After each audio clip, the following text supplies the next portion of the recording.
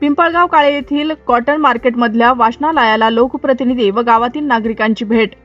जळगाव जामोद तालुक्यातील पिंपळगाव काळे येथे कॉटन मार्केटमध्ये स्थानिक व बाहेर गावातील विद्यार्थ्यांसाठी वाचनालय सुरू करण्यात आलं आहे। तसेच डिजिटल युगात पुस्तकांचे नाते जोपासण्याचे काम या माध्यमातून होत आहे। विद्यार्थ्यांकरता स्पर्धा परीक्षेची पुस्तके व इत्यादी सुविधा उपलब्ध केल्याबद्दल व आपण राबवलेल्या चांगल्या उपक्रमामधून विद्यार्थ्यांचे भविष्य घडो याकरिता विश्वास भालेराव, विधानसभा अध्यक्ष शरदचंद्र पवार गट व संचालक कृषी उत्पन्न बाजार समिती जळगाव जामोद यांनी हे आपल्या माध्यमातून विद्यार्थ्यांकरता वाचनालयाची सुविधा उपलब्ध करून दिलेली आहे।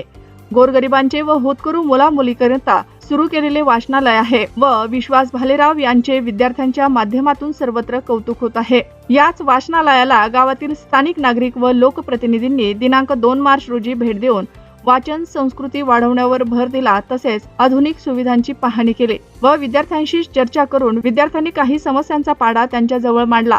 मदत लागल्यास आम्ही मदत करू अशी चर्चा विद्यार्थ्यांची माजी विरोधी पक्षनेते बुलढाणा खंडू पाटील तसेच कृषी उत्पन्न बाजार समिती संचालक भास्कर राऊत यांनी यावेळी विद्यार्थ्यांशी चर्चा करून तुमच्या काही पण समस्या असल्यास आम्ही सोडू असे आश्वासन विद्यार्थ्यांना दिले। यावेळी बंडू पाटील, माजी विरोधी पक्षनेते बुलढाणा ग्रामपंचायत सरपंच अशोक ढोले, भास्कर राऊत, कृषी उत्पन्न बाजार समिती संचालक जळगाव जामोद, रवी पाचपोर, देवेंद्र भैया, अरुण पाटील, निलेश वानखेडे, समर्थक कस्तुरे, मधुकर राऊत, सुनील वडोदे तसेच गावातील नागरिक उपस्थित होते।